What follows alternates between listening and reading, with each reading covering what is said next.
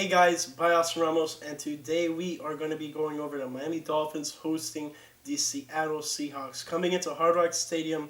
And yes, this is our first NFC West matchup of the season so far. So far this season, we played two AFC East opponents and one AFC South opponent. So Patriots, Bills, Jaguars, and now the Seahawks. 1 o'clock kickoff, October 4th at Hard Rock Stadium. And it is on Fox, not CBS as normal, Fox, especially since we're playing an NFC opponent. Enough of that. Let's get into the actual game and what we think could happen. So, as I've been doing, just before I go into anything, obviously I've been absent in the sense of the Miami Dolphins content here on the channel, and I will explain that. So if you guys seen the last video I made was for the Dolphins related only, was the Buffalo Bills game preview, and I did that before I went on my trip to Las Vegas. If you guys haven't known, I went over that in my game picks video, but yeah. I went to a trip in Las Vegas / Arizona by the Grand Canyon, and I was driving over to Arizona on Sunday and couldn't even watch the game, so I only heard it, and couldn't make a video on it because I don't want to have faulty sayings, because I like seeing what I'm going to talk about, and I feel like that helps me out a lot on relating to you guys and what happened in the game. But besides that, then I went to the Jaguars game where the Dolphins won. I went up to Jacksonville. I tried making a preview video, didn't publish on time, and decided to scrap it. And then tried making a post-game video, and then my camera died, and I forgot the charger. So it was very upsetting. I really tried making the content. So believe me, I really tried producing stuff for you guys, but unfortunately that wasn't the case. And here we are. So going into Sunday's game, Dolphins are 1-2, Seahawks are 3-0, and it's not looking good. Seattle's one of really the best teams in the NFL right now. I wouldn't say they are the best team in the NFL. I would probably give that to the Chiefs. But nonetheless, ESPN Matchup Predictor has the Seahawks at 62.5% chance of winning, a tie at 0.03% chance, and the Dolphins at 37.2% chance of winning. So there's a chance. It's greater than 1/3. I can tell you guys that. But so for the betting odds, as of right now on Friday around 7 o'clock, around 7:30ish, the spread is at -5.5 in the favor of Seattle, and money line is -245 for the Seahawks and +205 for the Dolphins. Over under is 54. So they're expecting at least possibly 30 points from each team. That's what they're kind of expecting about. Let's say about 25 plus per each team, if you look at it like that. So if we look at some of the injuries for the Seahawks, and I just noticed this one and it's pretty shocking, but I'll get to it now. Quentin Dunbar, cornerback, out for Seattle. Shaquille Griffin, cornerback, questionable.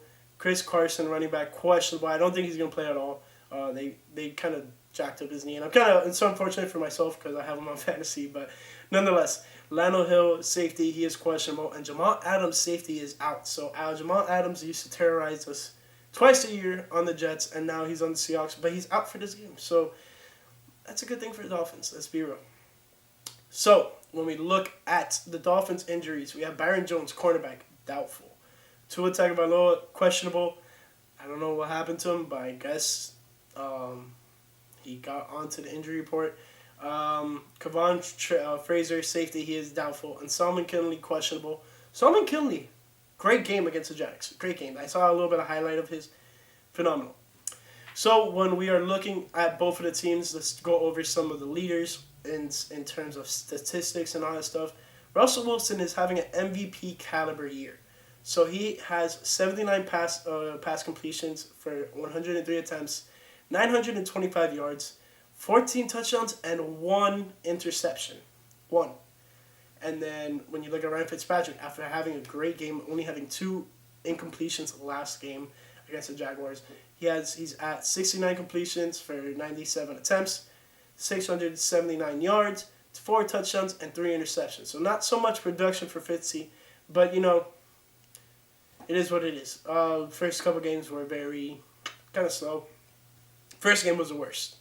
First game, if you take out that first game, Fitz would have somewhat similar stats to that of Russell Wilson. I wouldn't say that they're identical stats, but very kind of off a bit. But besides that, nonetheless, Chris Carson, 37 carries, 157 yards, And Myles Gaskin is our leading rusher, and he's having about the same production. 38 carries, 152 yards.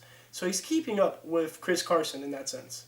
Now, when we look at receiving leaders, DK Metcalf is leading receiver for the Seahawks, and he has 12 receptions for 297 yards and 3 touchdowns.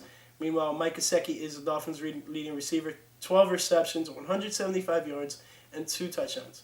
So this is not so good so far for the season in the sense of receiving and stats for the passing game.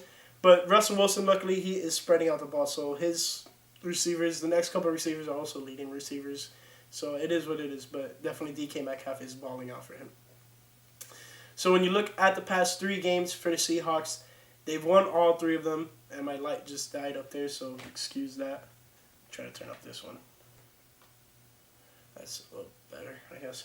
But yeah, they've won the last 3, and 38-25 against the Falcons, 35-30 against the Patriots, and 38-31 against the Dallas Cowboys. So what does that make you think? Seahawks defense is allowing a lot of points. That's very, very good for the Dolphins. Meanwhile, Dolphins, they've lost their first 2 games and then won this past game against Jacksonville. But only allowed 13 points in this win against Jacksonville. So it's very good. Not saying Jacksonville is equivalent to Seattle, but Jacksonville had a mediocre offense, but they obviously did not have their number 1 wide receiver, DJ Chark. But nonetheless, Dolphins still got a win last week. And that being said, Dolphins allowed 31 points to the Buffalo Bills, but we had 28 points. So we were a field goal away from possibly winning the game. Obviously, I didn't watch the whole game, but I obviously listening to it because I was listening to it. Listening to it, you could tell that the Dolphins were trying to fight back. But after the John Brown TD, I turned it off. But obviously, the Dolphins scored after that, from what I know. And Patriots game, 21-17, 10-point game. So it's somewhat close. Not as close as Seattle's game. Every game, it was almost a 1-score game. The Atlanta one was only one that was a 2-score game. But besides that, I mean, we're having good success. Obviously, it doesn't say on the records when we are 1-2, 3rd in the division. Jets are 0-4 and probably gonna fire Adam Gase. Thursday Night Football, the Jets started coming back and then they lost. I only picked the Jets on the game picks. If you guys haven't seen it, check it out. But if I picked the Jets just so Adam Gase can keep his job, otherwise I would have picked Denver. But it is what it is. Buffalo's 3-0. And then New England is 2-1, and Miami is 1-2, and then Jets 0-4. So we're in 3rd place right now. But a lot of time still left in the season. We're about to hit the first quarter mark of the season. And then when we look at Seattle, they're ahead of their division, 3-0, but they have every team behind them is 2-1. So Seattle's in a tough spot. They can't not lose games. They cannot afford to lose games, especially to us, the Dolphins. And but you never know. You never know. So here's usually the part where I go into how and why or what the Dolphins should do to win this game. So when we look at it, the Dolphins, obviously number one thing is we have to have a game plan against Russell Wilson. Get him uncomfortable like we did to Gardner Minshew last week and sacked him 4 times. Got an interception, forced a fumble, stuff like that. We got to force turnovers against Russell Wilson. Even though he's only thrown 1 interception. I don't think he's going to throw one this game. But I do hope we can force some uncharacteristic plays like DJ Metcalf last game, strolling into the end zone. Diggs' brother that's on the Cowboys, boom, sucker punches, peanut punches it out, and boom, it goes punt, and right when he was about to cross the goal line, and ends up going out of the end zone, touchback, turnover, Dallas Cowboys ball. So those type of plays, so heads up plays that the Dolphins need to make in order to win this game. It's going to be a very close game. Dolphins need to be pretty much damn near perfect in order to get this win. And that is me giving lots of props to the Seattle Seahawks team. They are a very good team. Don't ask me. Just look at around the league. Seattle's been very good. The only other teams I would say probably better than them are the Chiefs and probably the Packers, because they're both of those teams are well-rounded. Seahawks don't have as good of a defense. So, along with Russell Wilson, on the defensive side for the Dolphins, offensive side for Seattle, we need to stop the running game. Last couple games we've kind of had trouble stopping the run. Last game we were kind of whatever with the run. They just started throwing the ball more towards at the end, so they didn't rush the ball that much. But they easily could have just been running all over us if the score was a little bit closer, but that wasn't the case. Dolphins just jumped out to an early lead and did not stop. But nonetheless, we need to stop the running game, clog up the holes, and if Chris Carson isn't playing, I think Penny or Travis Homer are going to be the leading backs, and Travis Homer, fellow student, alumni, he went to the root for him in that sense, but besides that, hope he doesn't have a good game. But besides that, when it comes to the offensive side for the Dolphins, Seahawks are not that good at defense. When you look at their defense, they are allowing, what is allowed? 28 points per game. Dolphins are allowing 21, but the Dolphins are only scoring about 23 points per game. We had a big outbreak last game, 31 points, but besides that, it's only been 11, 28, so it's kind of fluctuated, but higher and higher. We're doing better and better. We're progressing as the season goes on. So hopefully the Dolphins can continue in that upward trend and just make a run. Definitely have to start it right now because our schedule looking ahead is not favorable. Because then we have the 49ers, Broncos, Chargers, Rams, and Cardinals. Those are going to be a bunch of tough games. So if we can get a couple wins in that kind of slot right there, we'll be A-okay. But besides that, it's going to be very tough for this team to have playoff hopes if we do not have success within those games. Now, besides that, offensively, never even really got to that. But offensively, Fitzpatrick needs to have a very good game, do not turn over the ball, and we'll be fine. Last game, he didn't turn over the ball. He only had 2 incompletions, guys. And it was a very good outcome for the Dolphins, 31 points. So, defensively, I think the Seahawks are a little bit better than the Jags. I wouldn't say they're way better than the Jags' defense, but they're just a little bit better. Definitely not having Jamal Adams in there is very bad for the Jets. I mean, yeah, not for the Jets, for the Seahawks. So used to him being on the Jets. And it's going to be a struggle for them defensively. He's like that thumper. He's that enforcer there for them on the defense.